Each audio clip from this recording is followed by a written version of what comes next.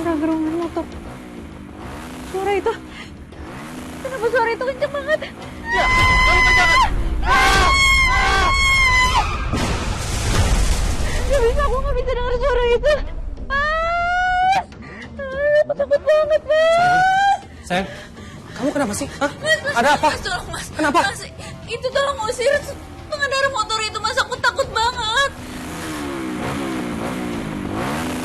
Mas, aku nggak bisa dengar suaranya, Mas. Tolong. Iya. Kamu tenang dulu ya, kamu tenang dulu. Biar aku cek. Iya, aku masih dengar suara itu.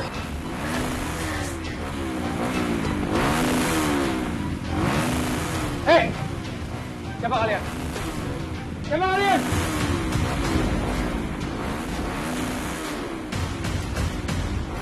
Gua nggak pernah ada urusan sama siapapun. Dan gua sekarang minta kalian pergi dari sini. Pergi!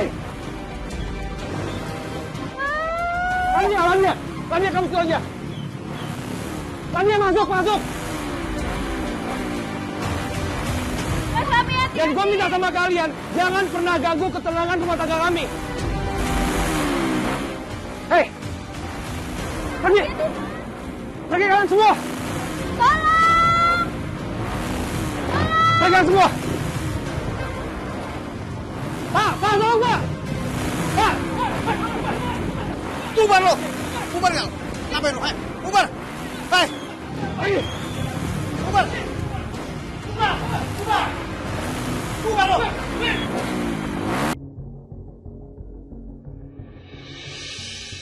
Ladia, kamu? Bu, saya ada perlu sama Rudi. Ada apa lah dia? Kamu cari-cari aku? Kamu gak usah pura-pura deh. Semalam kamu itu yang nyuruh para geng motor untuk neror di rumah aku kan? Karena aku juga lihat kamu ada di depan rumah aku.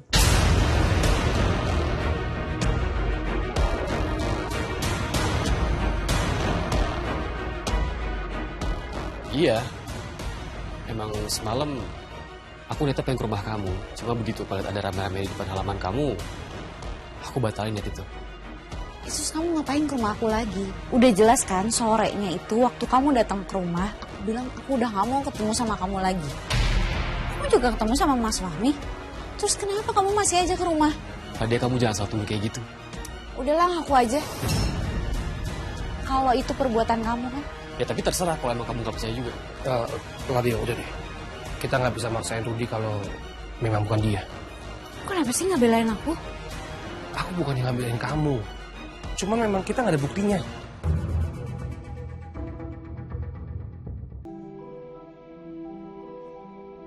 Mas, aku yakin banget para geng motor itu disuruh sama Rudi. Tapi kayaknya bukan dia deh. Kamu malah belain dia sih? Kamu yakin banget kalau bukan Rudi pelakunya? Terus kalau bukan Rudi siapa lagi? Kamu curiga sama orang lain? Siapa? Iya nggak tahu. Tapi yang jelas bukan Rudi. Terserah kamu nih. Pokoknya aku harus tetap laporin Rudi ke polisi. Adia, cukup ya. Dan dengar, jangan pernah kamu laporin Rudi ke kantor polisi.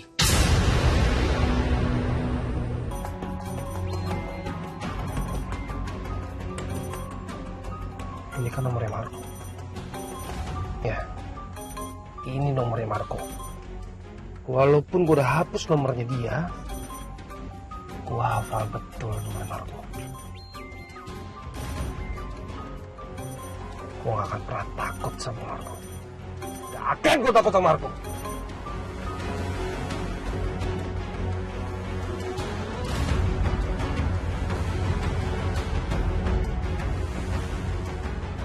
Halo. Dasar pembohong. Gua akan cari lu kemanapun pergi.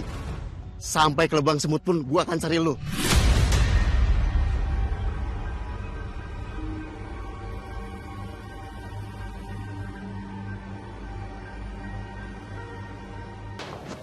Aku jadi kepikiran sama isi surat ini. Tapi ini isinya nggak main-main. Apa benar Mas Fahmi terlibat dalam hilangnya nyawa seseorang?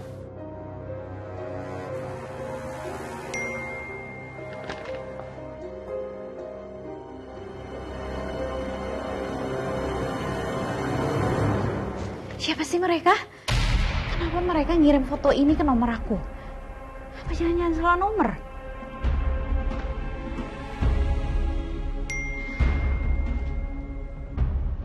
Suamimu itu seorang pembohong besar lah dia.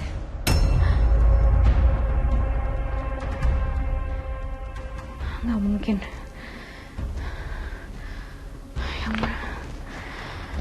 Nggak, ini nggak mungkin. Sayang. Mas, syukur kamu udah pulang, Mas. Mas, kamu kenal nggak sama pengendara motor ini?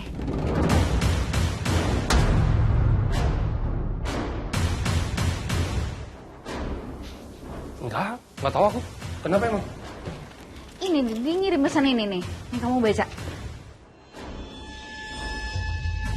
Dan juga surat ini.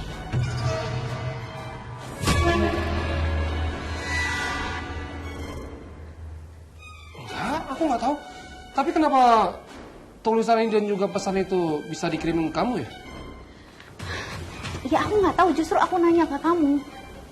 Tapi tadi aku ngeliat orang pakai helm. Dia yang ngirimin surat ini ada di dalam botol. Di teras rumah kita. Tuh, Mas, kenapa ya? Semua ini tuh seolah nyudutin kamu.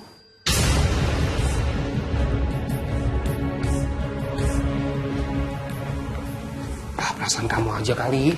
Coba lihat. Kan kamu tahu sendiri, di dunia ini tuh banyak banget orang gak jelas. Dan banyak banget orang yang belum tentu suka sama aku. Jadi, udahlah. Ini pasti fitnah aku. Ini orang yang gak suka sama aku, terus dia fitnah aku. Udahlah, kamu itu hapus aja.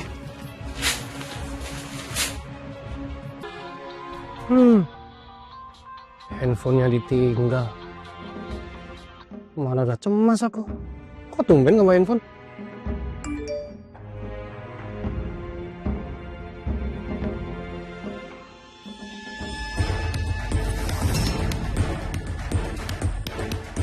Lagi ya?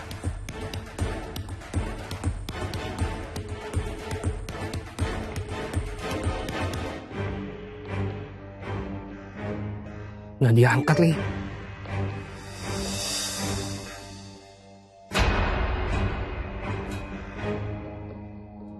Gue yakin banget. Ini pasti Marco. Dia sengaja pakai nomor yang berbeda untuk mengecoh gue. Adia.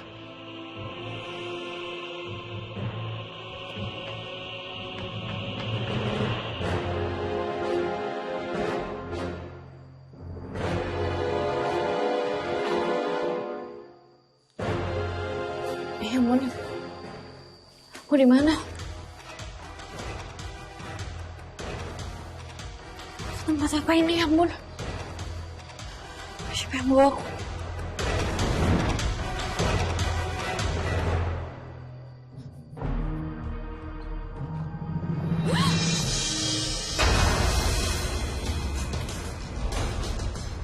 Aku lagi apa sih mau kamu?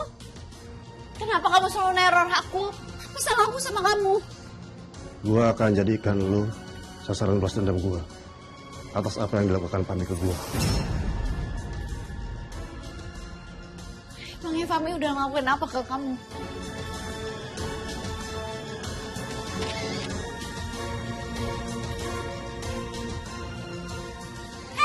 Apa sih?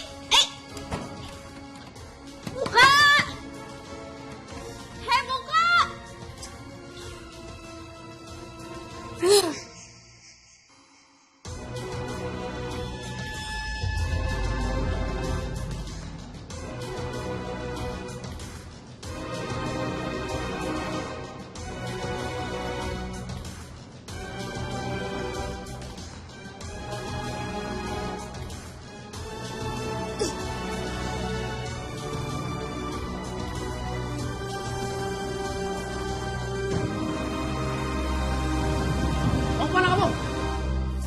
Tunggu!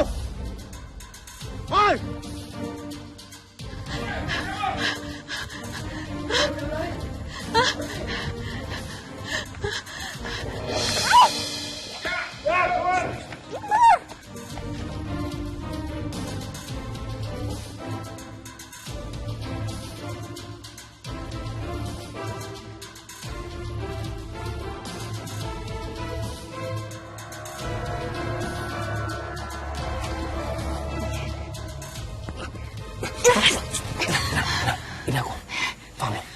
Ya ampun Mas, untung ada kamu di sini. Ya, sekarang kamu udah aman. Ya aku takut banget. Ayo kita pulang. Kita pulang.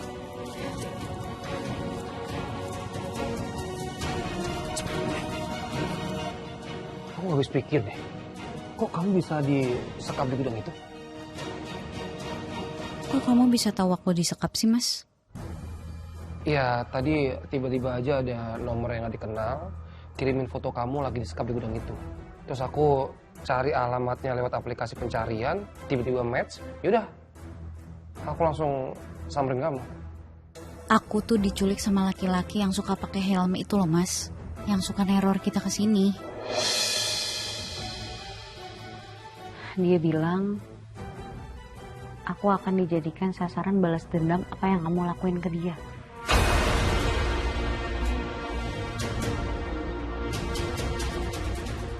Kamu kenal sama dia?